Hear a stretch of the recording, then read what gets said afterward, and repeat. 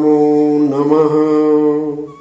बंधुओं, माँ पृथ्वी अपना दुख दर्द सुनाते हुए भगवान कृष्ण के विरह से शोक संतप्त है और अपने कष्ट का कारण राजा परीक्षित को सुनाते हुए कहती है, का सहेत विरहं पुरुषोत्तमस्य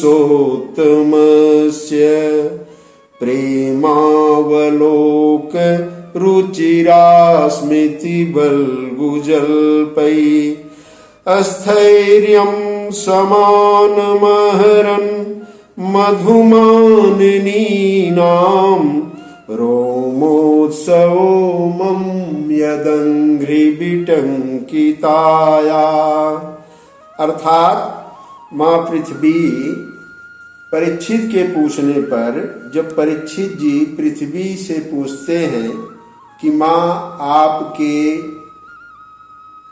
चरणों को, 3 चरणों को, आपके मिथुन बैल के 3 चरणों को किसने तोड़ डाला है, वह कौन दुष्ट है, बताइए, मैं उसको दंड दूंगा, उस पापी को छोड़ूंगा नहीं।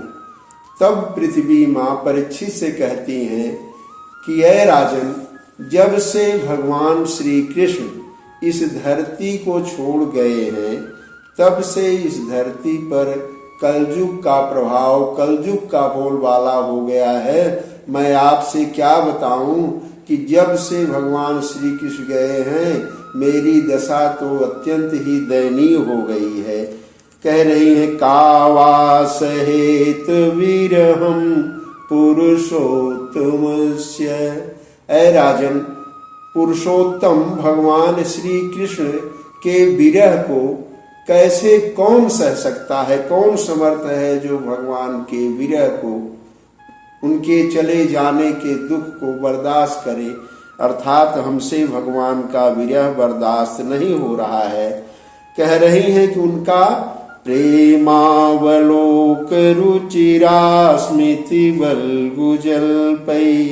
भगवान का प्रेमावलोक माने प्रेम पूर्वक निहारना, उनकी रुचिर अस्मित मधुर मुस्कान और मीठी मीठी बातें इतनी मनोलुभावनी थी, मन को लुभाने वाली थी कि मधुमानिनी नाम, जो अपने सौंदर्य का अभिमान रखने वाली सत्यभामा आदि उनकी पटरानियां थी, वह भी भगवान के रूप और सौंदर्य को देख करके उनका ऐश्वर्यम समान महरन, उनका धीरज और अहंकार तुरंत ही नष्ट हो जाया करता था।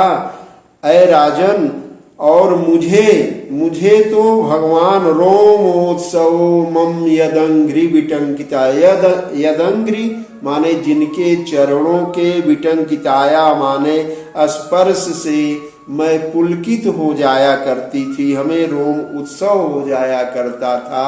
वह भगवान श्री कृष्ण अब हमें छोड़कर इस धरती से चले गए हैं।